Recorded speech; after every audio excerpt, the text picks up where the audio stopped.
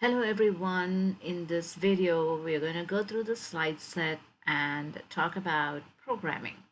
We are starting programming this week, Unit 3, and I figured if I go through the slide sets in the video, you can watch this and then we can actually write programs in class. So you can write the programs with me and that will make more sense. So here we go. Watch this very carefully. Try to understand what's going on. And some of them may require you to open Replit and actually type code with me. Okay, but this first video is going to talk about the basics. And towards the very end, I might show you some coding. And we will do some coding on this on Monday in class. So intro to programming. So far, we've talked about how numbers and text is converted to zeros and ones and how things get sent out on the internet. Now we're going to talk about programming. And those were important topics for you to understand this. So by the end of this unit, we should be able to write a basic Python program and declare variables, take input from the user, and output something to the user. First of all, what do all these things mean? So let's start with this. A program is nothing but a set of instructions called an algorithm. A computer follows to perform a task. So the computer is only as smart as what you tell it to do.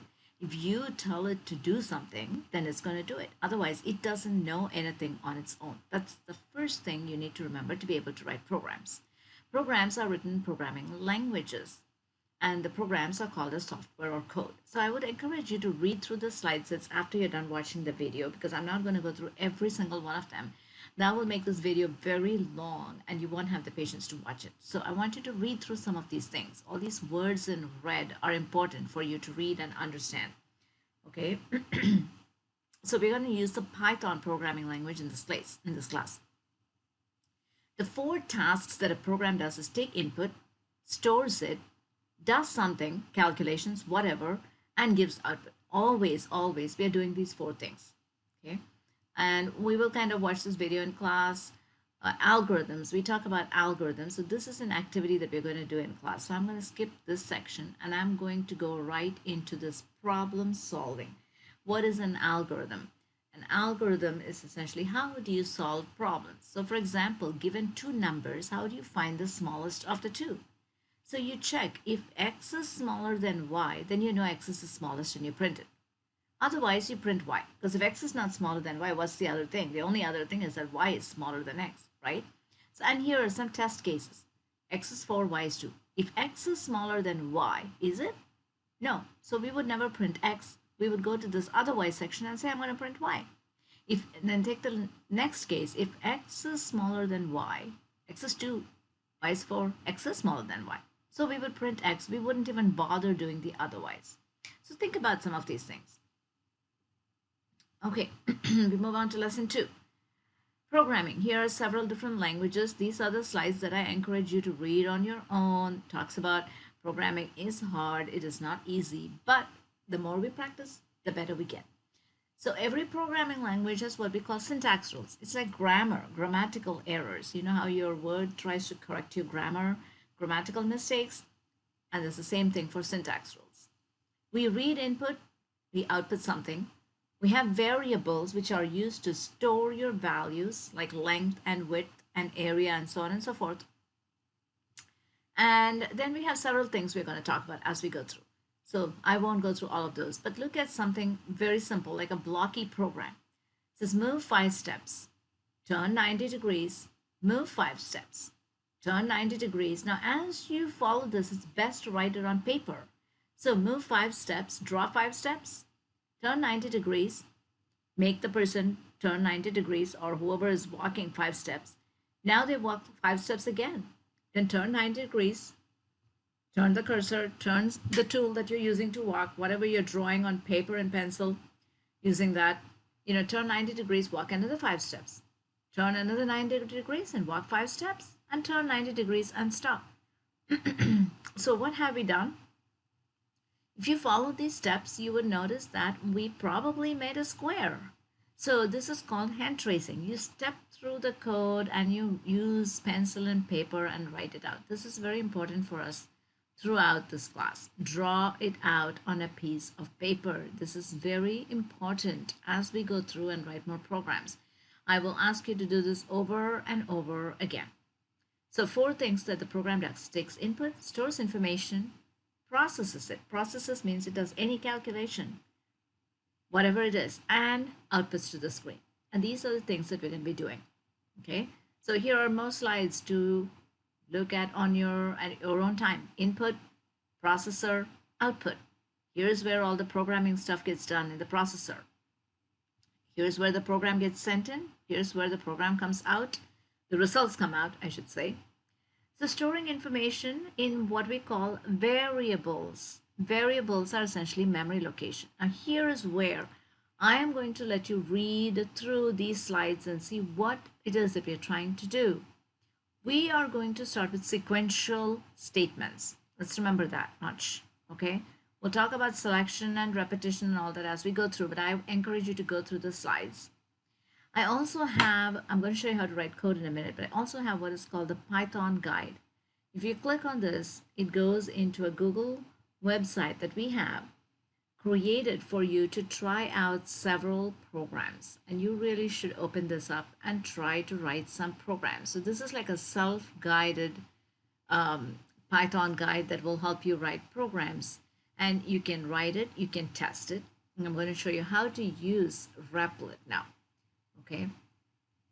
Okay, so that's your program editor. We'll talk about that in a minute. There's a video here that you should watch when you have time.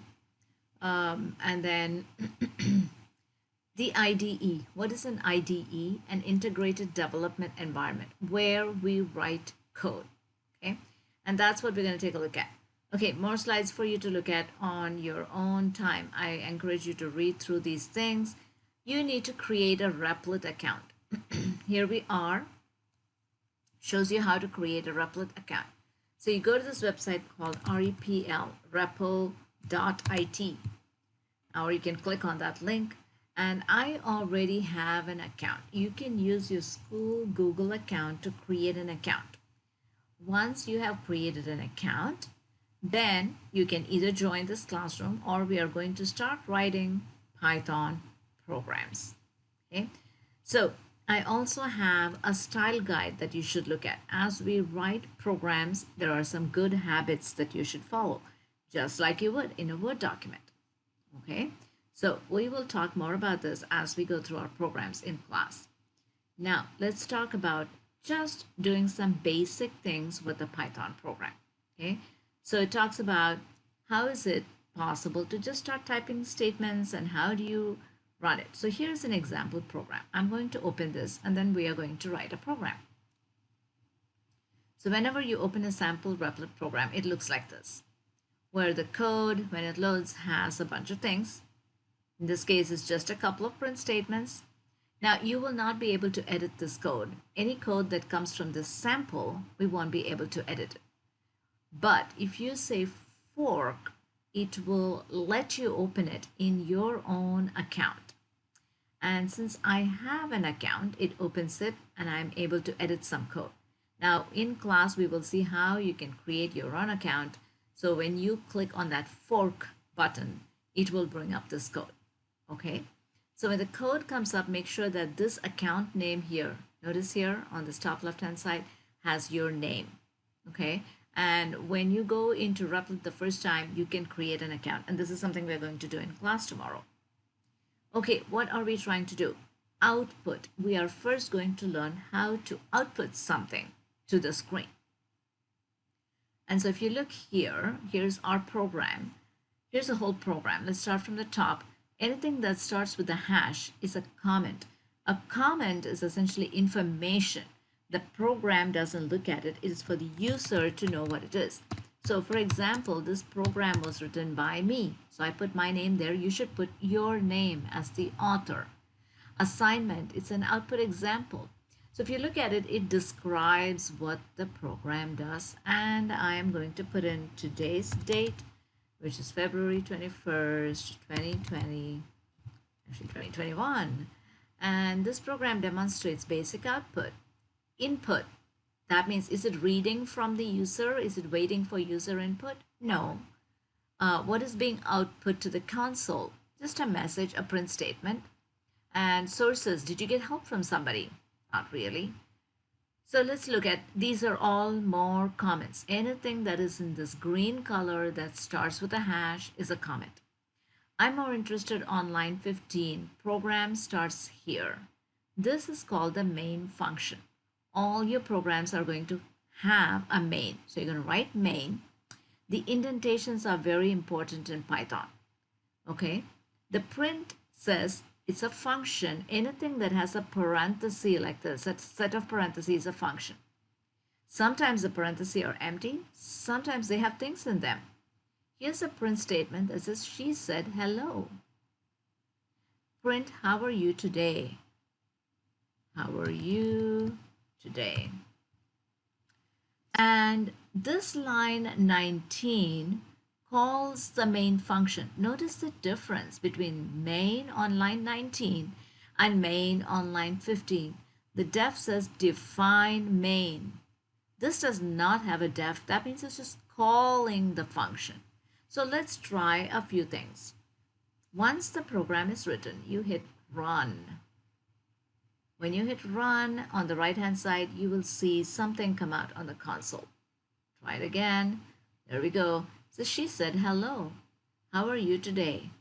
Notice what's output. She said hello. The single quotes are not output, but the double quotes are output there. You see that? The next line, the double quotes don't get output. That simply says that that is what I want to print. Anything inside of the double quote is going to get printed. Okay?